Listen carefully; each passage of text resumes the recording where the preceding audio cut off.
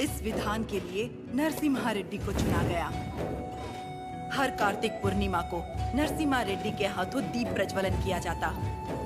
आसपास के सैकड़ों गांवों के लोगों का मानना था कि ये दिया एक उज्जवल भविष्य का संकेत है। नरसिम्हा रेड्डी को उनके नाना ने गोद ले लिया क्योंकि उनके पास नोस्सम किले का उत्तराधिकारी नहीं था।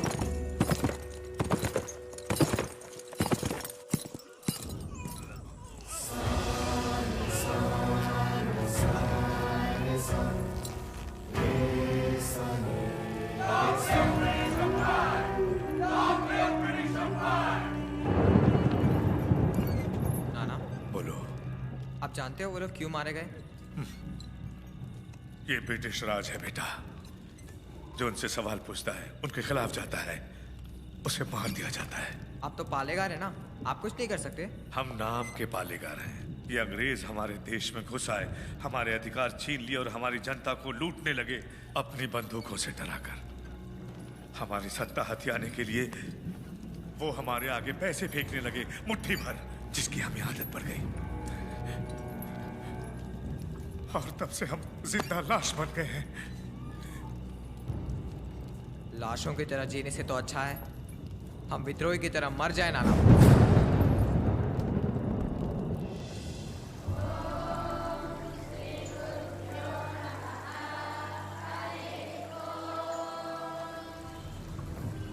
सुना है आपने पूरे देश का भ्रमण किया है? हाँ। क्या सारे देश में गोरे लोग हमारे लोगों को इसी तरह मार रहे हैं? हाँ, मार रहे हैं। तो हमें भी उन्हें मार देना चाहिए ना? नरसिम्हा, अवश्य। तो मुझे आशीर्वाद दीजिए बेटा। मैं मारूंगा उनको। तुम अकेले कितने अंग्रेजों को मारोगे? 10 को तो खत्म कर ही सकता हूँ। हजारों की सेना है उनकी, वो मार देंगे तुम्हें। तो मर जाऊंगा। मारना मरना महत्व नहीं, महत्व है जीत। जीत के लिए तुम्हें युद्ध करना होगा। युद्ध करने के लिए तुम्हारे लोगों का साथ आवश्यक है। उनका साथ तभी मिलेगा जब तुम वही अग्नि उनके अंदर जला पाओगे जो तुम्हारे हृदय के अंदर है। स्वयं युद्ध बनना होगा।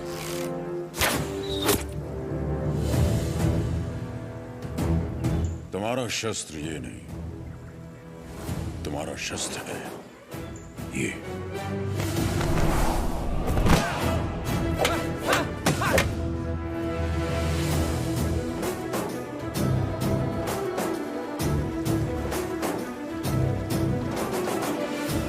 तुम्हें पहले स्वयं पर विजय प्राप्त करनी होगी। सबसे पहले ईस्ट इंडिया में ब्रिटिश कानून लागू किया जाए। छोटे इलाकों से शुरू करके धीरे धीरे समय के साथ पूरे इंडिया में इसे फैला दिया जाए। मौजूदा टैक्स 300% बढ़ा दिया जाए। और इस तरह ब्रिटिश साम्राज्य ने भारत पर कब्जा कर लिया। वो बड़े अफसर जिनका अकेला मकसद भारत को लूटना था, उन्हें ऊंची कुर्सियों पर बिठाकर हमारे देश भेज दिया गया।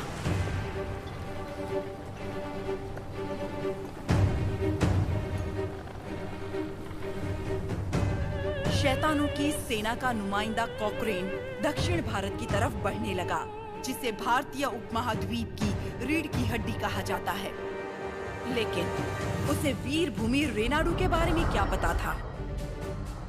वो कहाँ जानता था कि रेनाडू का सूर्य अंधकार की छाती चीरकर उदय हो चुका है। रेनाडू की धरती 61 छोटे छोटे राज्यों में बटी हुई है। इन राज्यों के सामंत पालेगार कहलाते हैं। ब्रिटिश इन पालेगारों से उनकी सत्ता और एकता दोनों छीन चुके हैं। लेकिन अवुकु राज्य के पालेगार अवुकु राजू, माइदुकुरु के पालेगार वीरा रेड्डी और कर्नूल के पापा खान उन 61 पालेगारों में से हैं जो आज भी स्वतंत्र शासन कर रहे हैं। नरसिम्हा रेड्डी ने इन सबको एकजुट करने के लिए एक महोत्सव का आयोजन किया।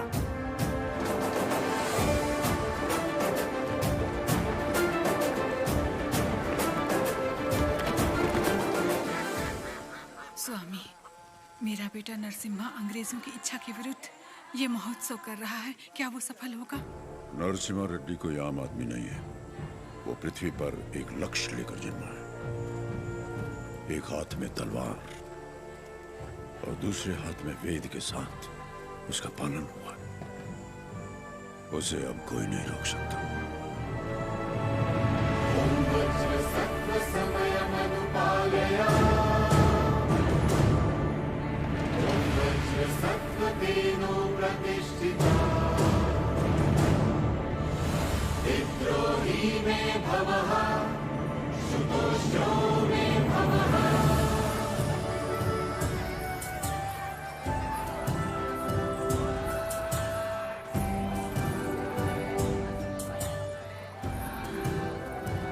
तुम्हारे नृत्य का भी समय हो रहा है, जल्दी करना।